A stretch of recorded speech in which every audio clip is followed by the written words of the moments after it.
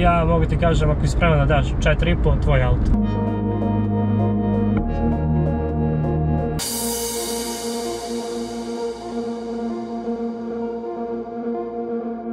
I dobrodošli u još jednu epizodu Autoanaliza Dealer serijala. Kao što vidite, u BMW-u sam, ne vozim Alfu, što znači da je Alfica prodata. I sad ćete čuti sve, šta, kako i za koliko. Pre toga moram da kažem par stvari, a to je da sam jako iznenađen interesovanjem ljudi za tim autom.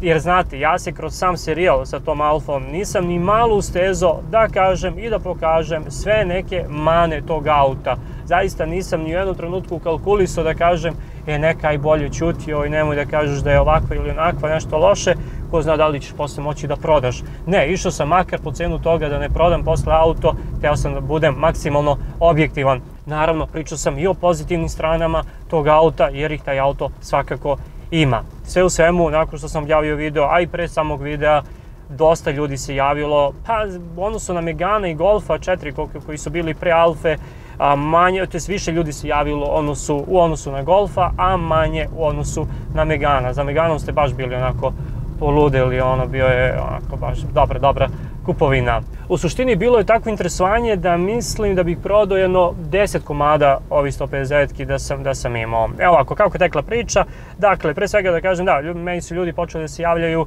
dakle, i pre objavljivanja samog ovog posljednjeg videa, ali naravno nikome nisam hteo ništa da obećam, jer smatram, dakle, da ne bi bilo korektno prema svima drugima koji isprate taj serijal do kraja i onda se tek jave. Mada moram da kažem da jako poštujem i cenim kada se neko javi još na početku serijala, jer time pokaže da veruje u mene i u to da ću ja taj auto na kraju da sredim kako treba. E sad, Alfa je sređena onako kako je sređena, uloženo je 1100 evra, što apsolutno nije malo. Naravno, auto nije nov, ima tu još neki možda stvari da se odrade, rekao sam sve već, pričao sam o tome.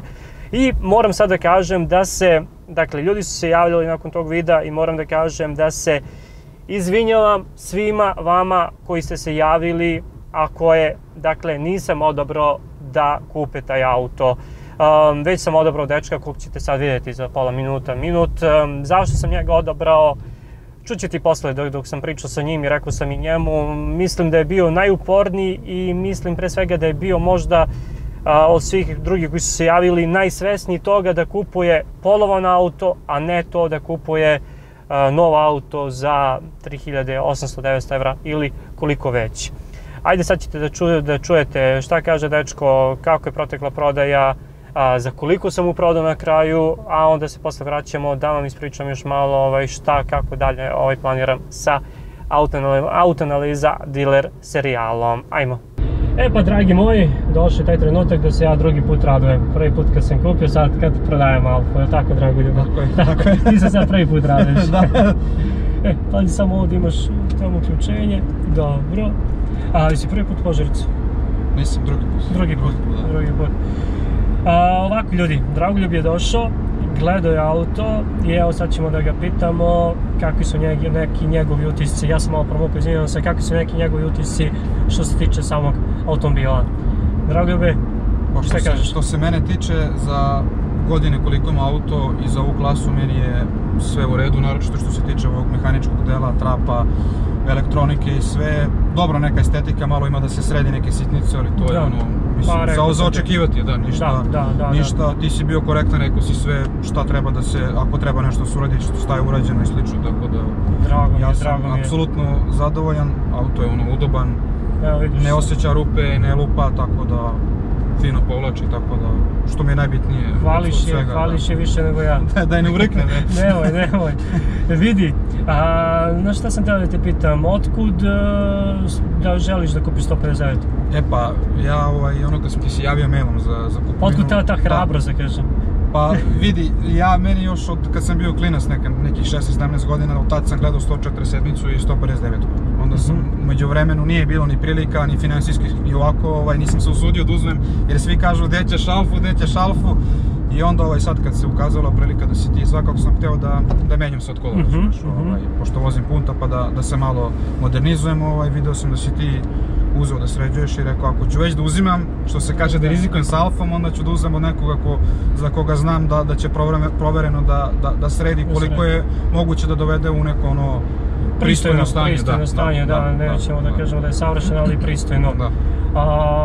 Super, drago mi je eto da, pre svega da, sad ja da kažem zašto sam se odlučio za Dragoljuba, mislim odlučio, sad ispada kao da ja poklanjam nekome auto pa sam se odlučio, nego jednostavno ja sam se iznenadio, mada to ću da pričam u uvodnom delu klipa, iznenadio sam se interesovanjem ljudi za ovaj auto, nisam verovao da će biti toliko, ali stvarno je bilo ljudi koji su nudili pare unapred i svašta nešto.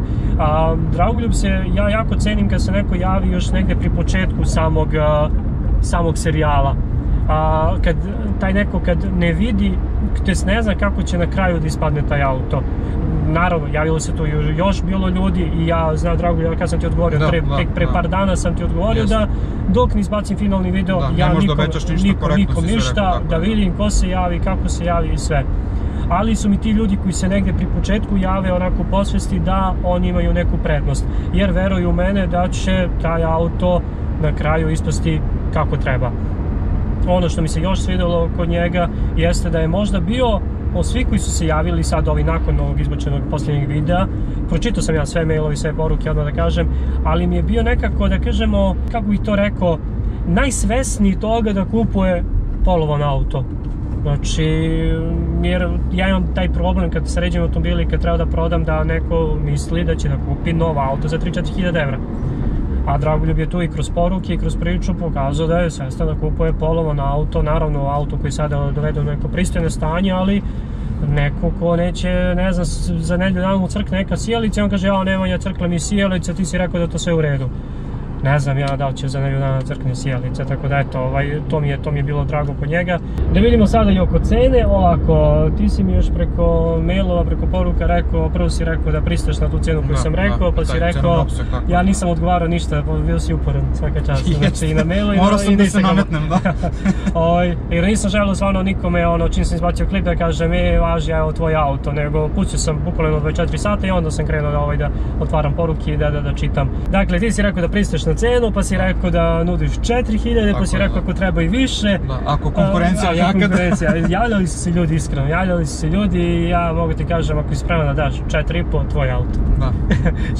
Šalim se, on je stvarno ispao korektan i rekao ako treba i više, ja sam rekao ne, a dođi pogledaj auto, 4000, da ne, ja sam sebi ne slačim ruku u džep, jer ima ljudi koji su nudili, ne znam ja koliko, vratno 4 nešto, ali sad ne znam koliko su ozbiljni bili kad bi došli da vide auto i sve, ali rekao sam da je 4000 skroz korektna, dobra cena, tako da, koliko sam te razumeo, slažemo se oko cene. Slažemo se, da. Ajde ovako da se rukujemo. Da te lepo služi ova auto. Hvala. Eto, za ova 2 meseca, zanimljiv auto, zaista zanimljiv auto, i sad kad se utegne, kad znaš šta je urađeno, na početku meni su malo bilo pomešano osjećanje, jer kad sam vidio šta me sve čeka, da treba i veliki, mali servis, Justina Grana, i ovo i ono, i da farbam, i da sređujem, i ne znam, tu sam hteo još neke stvari da radim, i rekao čoveče. Ali ovako, sad kad je već urađeno dosta, ja sam ti rekao otprilike šta bi ja u neki narednih godinu dana možda još odradio, i mislim da si miran i da ćeš se lepo voziti. Vidi, već ovo što sam probao meni je, da kažem, prije auto, razumeš? Da, vidjet ćeš sad i do Beograda kad vidjet ćeš na autoputu, ona kako pliva na 130-146 brzina, klima, ne osjeća ništa. Ništa, to je to. Tebi srećan put, lepo te služiš jednom. Hvala još jednom, Nemanja, hvala. Ajde. I eto, čuli ste, vidjeli ste, izvinjavam se što je malo loši zvuk, moram da kupim mikrofone za GoPro. Vidjeli ste, Dragoljub je pre svega super dečko, super lik, i drago mi je što je auto kupio neko kao što je on. Pre svega što je, dakle, ono što sam rekao, da je svestan da kupe polovan auto, a jako mi je drago i da je kupio Alfu koju je, eto, nekad želeo i sad mu se ukazala prilika da kupi taj auto. Želim mu da ga taj auto dobro služi i verujem da hoće. Sad, da vidimo, da, završili smo oko papira, odradili smo prenos i sad da vidimo kakva je računica. Dakle, kao što ste čuli, auto je prodat za 4000. Dobra cena, iskreno kažem, top cena, ja iskreno nisam. Plašio sam se malo da li će otići za 3800, 3900 koliko sam ja rekao da tražim za taj auto, ali eto, otišao za 4, mene taj auto koštao 3610, dakle zarada je 390 evra na Alfi. Najbolja zarada do sada, ko je očekivao, realno, znači Na Golfu, samo pardon, da, na Golfu je bilo 250, na Meganu je bilo 290, ukupno za sada 930 evra, opa batu, skoro 1000-arka. Tako da, Dealer serijal ne šljaka loše, što bi se reklo, tako da definitivno nastavljam s ovim serijalom. Naravno, napravit ću sada jednu malu pauzu, dobacim neke testove, bit će nekih putovanja, pa onda posle tražim auto za oko 4000, već imam jedan auto u glavi. Benzinac, atmosferac, jer želim, kad uzmete benzinca, atmosferca, znači ne razmišljate o plivajućem, o turbini, o ne znam, o DPF-u, o čemu već, ne o nekim stvarima koje su boljka na dizelima, već mogu malo da se posvetim i kad uzmem benzinca, atmosferca ili turbo, neko benzinca, nema veze, mogu da se posvetim malo i estetici i tako nekim stvarima koje će učiniti taj auto lepim. A to sve kažem jer sam i Alfu, meni u glavi ta Alfa može mnogo lepše da izgleda. Znači sa par detalja skroz se menja izgled tog auta, ali sad nisam imao, da kažemo, prostora što se tiče budžeta da tako neke stvari radim. Svakako nadam se da vam se svidao serijal sa Alfom. Znate, nije lako uklopiti da se uzme auto koji je kao osnova dobar, a opet da se rade neka ulaganja koja će biti korisna za sam taj auto i za narednog nekog vlasnika tog auta, a opet da vama bude zanimljivo za gledanje. Jer znate, uzmem, radi mali servis, kome je zanimljivo da gleda mali servis, a opet korisno je da se odradi mali servis na tom autu. Tako da tu treba da se pravi balans i verujte da nije tako lako sve da se uklopi i da bude zanimljivo i dobro na kraju i za vas, i za mene, i za narednog kupca, tako da, eto, trudim se, nadam se. To bi bilo to, evo gledam da li sam još nešto propustio, nisam. Lajkujte video ako se svidjelo, subscribe na kanal i zapratite Autoanalizu na Instagramu i na TikToku, sad smo zvanično TikTokeri, samo cepamo TikTok, šalim se, nešto što snimim za Instagram za Reels izbacim i na TikToku, ali eto, možete tamo ko koristi više TikTok, možete tamo da me zapratite. Pozdrav ljudi, ćao!